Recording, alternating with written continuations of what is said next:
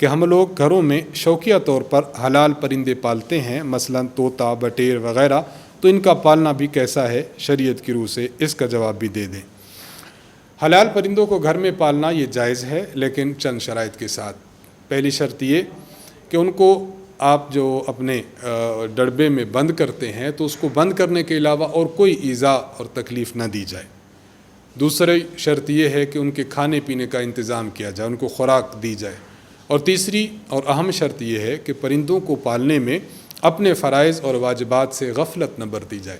مثلا ایک شخص ہے، اس نے گھر میں طوطا پالا ہوا ہے، لیکن طوطے کے ساتھ باتیں کرتے کرتے اس کی نماز رہ جاتی ہے، اس کے ذمہ جو شریعت نے امور لگائے ہیں وہ رہ جاتے ہیں، تو اس طرح اگر کوئی شخص پالتا ہے تو اس طرح پالنا جائز نہیں ہے۔ ہاں، اگر ان کو ایذا بھی نہیں دیتا، تکلیف بھی نہیں دیتا، اسی طرح ان کی خوراک کا بھی خیال رکھتا ہے اور اپنے فرائض و واجبات بھی مکمل ادا کرتا ہے، تو پھر اس طرح ان پرندوں کو پالنے کی شریعت میں گنجائش ہے۔